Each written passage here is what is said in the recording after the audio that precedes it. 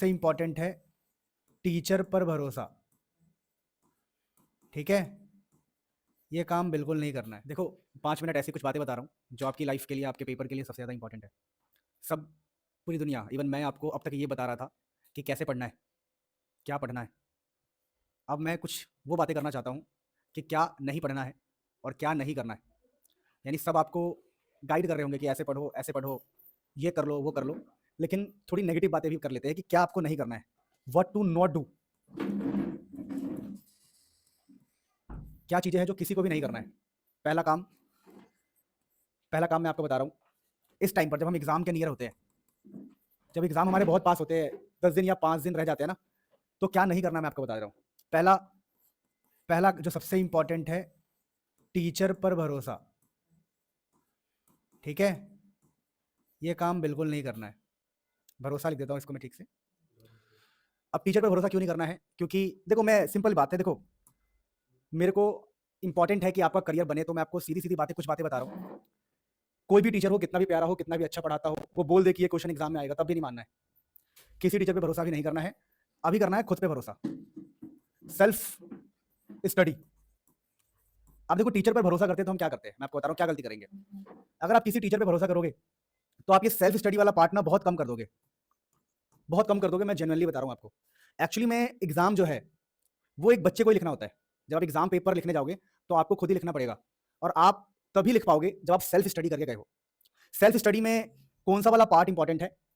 Timer लगा के question practice, questions practice. ठीक है, चाहे फिजिक्स पढ़ो चाहे केमिस्ट्री, क्वेश्चन प्रैक्टिस टाइमर लगा के।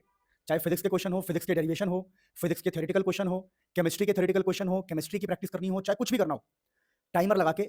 जैसे अगर कोई 1 नंबर का क्वेश्चन है तो आप 1 नंबर के क्वेश्चन में 3 मिनट से ज़्यादा नहीं दे सकते। देना तो वैसे 1 मिनट ही चाहिए, 2 मिनट ही चाहिए, पर एक एवरेज टाइम बता रहा हूँ। 1 मिनट के क्वेश्चन में अगर 3 मिनट से ज़्यादा आपको लग रहा है तो आप एग्जाम हॉल में जाके इतने पैनिक होने वाले आप सोच भी नहीं सकते हो। आप 15 एमसीक्यू सॉल्व करोगे, उतने में ही आपका पूरा टाइम निपटने लग जाएगा। आप परेशान हो जाओगे। 3 मिनट मैंने बहुत ज़्यादा बोला है, ये मैं बहुत ज़्यादा लेके चल रहा हूँ, बहुत एवरेज बच्चे के लिए लेके चल रहा हूँ मैं। 3 मिनट मतलब मैक्स है। वैसे 1 नंबर के क्वेश्चन में आपको 2 मिनट ही देना है। अब ये 2 मिनट में कैसे करोगे, इसकी प्रैक्टिस करके आपको जाना है एग्जाम में। मतलब ये चीज़ आपको अंदर डेवलप करके जाना पड़ेगा। वरना फिजिक्स का पेपर, जब भी आप किसी का इंटरव्यू सुनोगे तो वो कहता है कि फिजिक्स का पेपर बहुत लेंथी था। वो लेंथी नहीं था, एक्चुअली में वो घर से ये प्रैक्टिस करके आया ही नहीं है। तो मेरे कहने का मतलब क्या है, टीचर पे भरोसा न करके सेल्फ स्टडी पे भरोसा करो। अपने सेल्फ स्टडी में रिटन प्रैक्टिस को जितना ज्यादा ऐड कर सकते हो उतना ज्यादा करो। हर चीज लिखो, चाहे थियरी हो उसको लिखो, न्यूमेरिकल सॉल्व कर रहे हो उसको लिखो। Each and everything must be written written written. Otherwise आप पेपर में जाओगे तो आपको लगेगा ये देखा देखा है, पर मैं कर नहीं पा रहा या कर नहीं पा रही। अब दूसरी एक और बात की, टीचर पे भरोसा क्यों नहीं करना है। देखिए, जब भी आप किसी टीचर पे भरोसा कर लेते हो आपको लगता है कि भाई वो तो भगवान है, वो जो बोलेगा आ जाएगा। Physics paper is always unpredicted. 80 से 90% पेपर जो है वो तो प्रिडिक्शन में ही रहता है। ठीक है, वो तैयारी आप कर रहे हैं, कोई दिक्कत नहीं है। देखो, आपका 10 से 20% पेपर अनप्रिडिक्टेड है।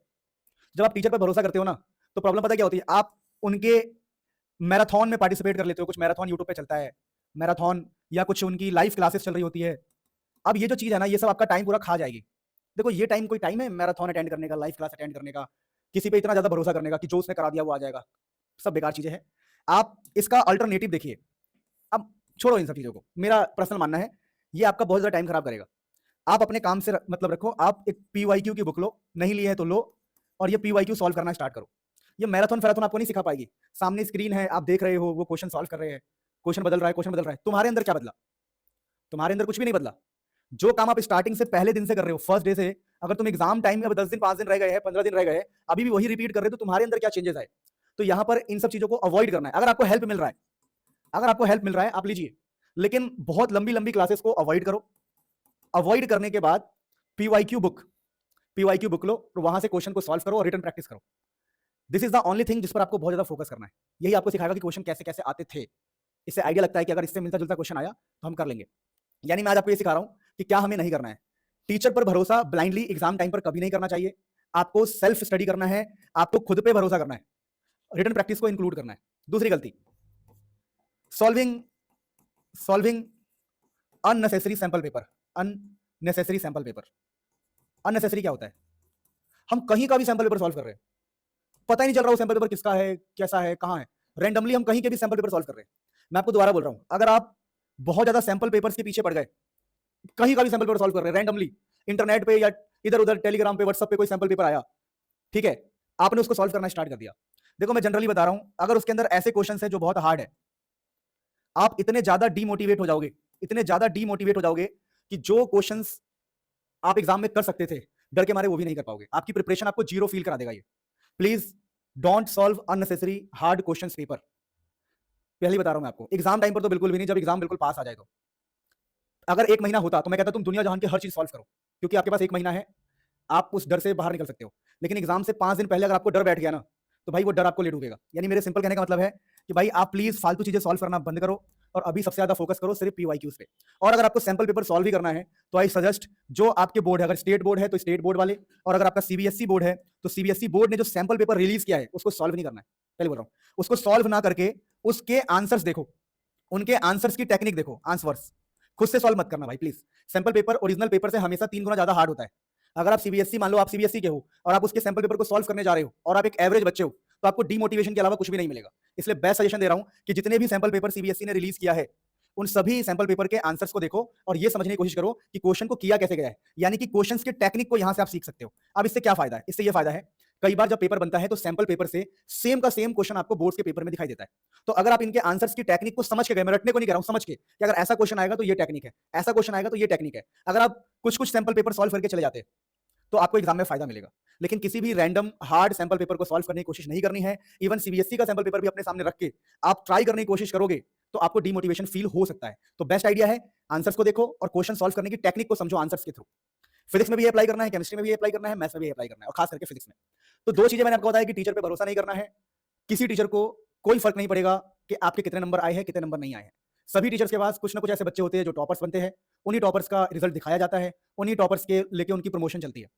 तो अगर आप एक एवरेज बच्चे हो तो प्लीज अपने दिमाग में डालो कि ऐसी चीजों में टाइम खराब करना मतलब बेवकूफी है। बाकी आपकी मर्जी है, इसमें तो मैं कुछ कर नहीं सकता, हर किसी को अपना पॉइंट रखने का ही है। और दूसरा, ये सैंपल पेपर वाली बात बिल्कुल सही है, please don't be gate demotivated while exam is approaching, है ना, 9-10 दिन रह गया है, अगर आप ये सब चीजें करोगे तो परेशान हो जाओगे।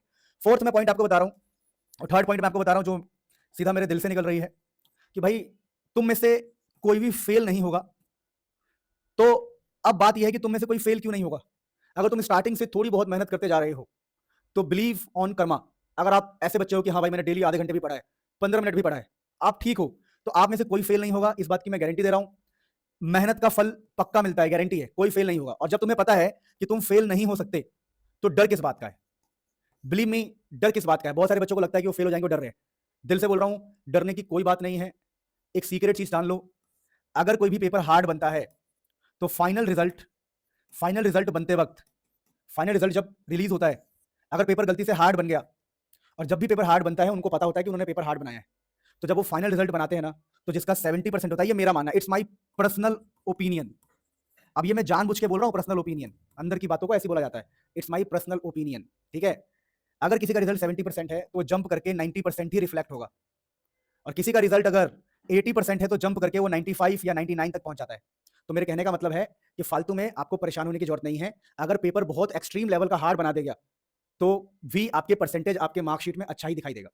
और बाई चांस अगर आपके परसेंटेज अच्छा नहीं भी आ रहा है ना, तो बिलीव मी, तब भी उन बातों से कोई फर्क नहीं पड़ता। एंड बिलीव मी, आपको लोग कहेंगे कि 12th के मार्क्स से बहुत फर्क पड़ता है, ये वो। हकीकत में सिर्फ समाज को, अपने आस पड़ोस के लोगों को और मम्मी पापा को दिखाने के ही काम आता है, वो भी 4 दिन 5 दिन, उसके अलावा कोई काम नहीं है, ठीक है। तो डरना नहीं है, मेहनत करनी है अपने हिस्से की, कुछ गलतियों पे ध्यान नहीं देना है। आसपास के लोग 50 क्वेश्चन सॉल्व कर रहे हैं, मत करो बात। कोई तुम्हें व्हाट्सएप पे क्वेश्चन भेज रहा है, ब्लॉक हिम, ब्लॉक हर, नहीं तेरे से हमें बात ही नहीं करनी।